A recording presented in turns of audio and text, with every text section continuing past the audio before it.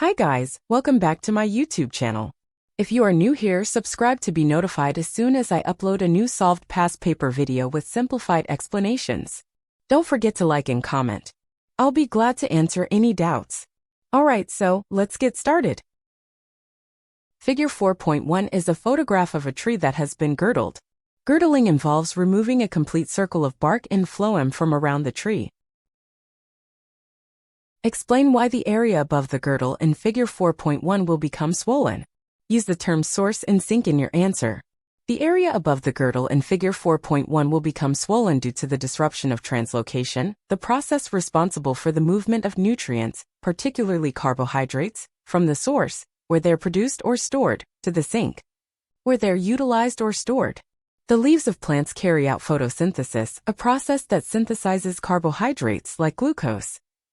The glucose produced during photosynthesis is converted into other forms of carbohydrates, primarily sucrose, for easier transportation within the plant. Leaves act as the primary source of nutrients, source organs, where carbohydrates are produced, while roots act as the sink, where these nutrients are utilized or stored. The phloem, a specialized vascular tissue in plants, facilitates the transport of sucrose and other nutrients from source to sink via a process known as translocation. The girdle disrupts the phloem, preventing the downward flow of sucrose and other nutrients toward the roots or other sink organs.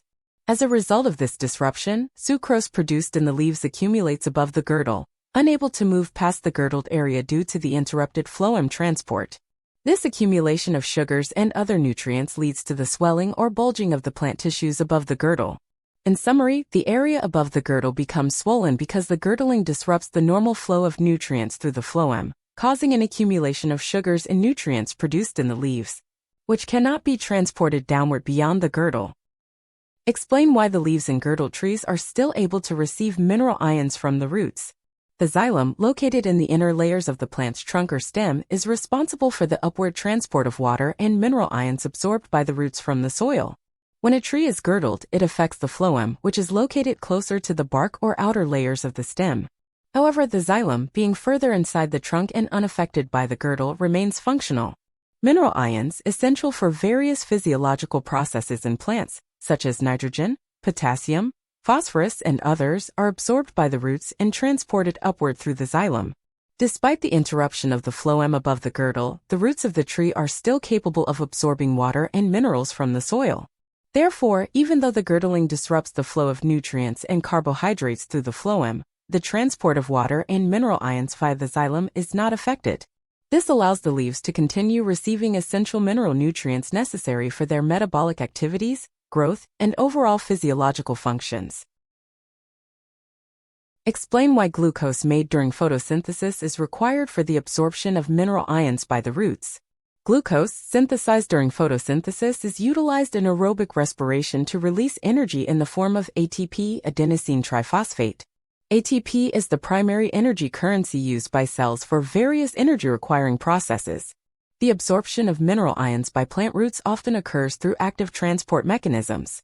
Active transport is a process that moves substances across a cell membrane against their concentration gradient, from areas of lower concentration to areas of higher concentration.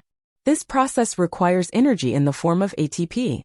The active transport of mineral ions against their concentration gradient requires significant amounts of energy.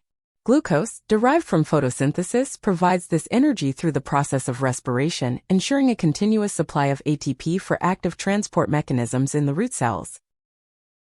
State the balance symbol equation for photosynthesis. The balance symbol equation is 6CO2 plus 6H2O, gives C6H12O6 plus 6O2. Alright, so here we reach the conclusion of this video. I will be posting the next part shortly. You can visit the entire playlist, and if you have trouble with selective questions, you can watch accordingly. I try to provide detailed but easy to understand explanations so that everyone can follow along and understand the concepts. Thank you for watching. Please like if you found the video helpful and subscribe for more.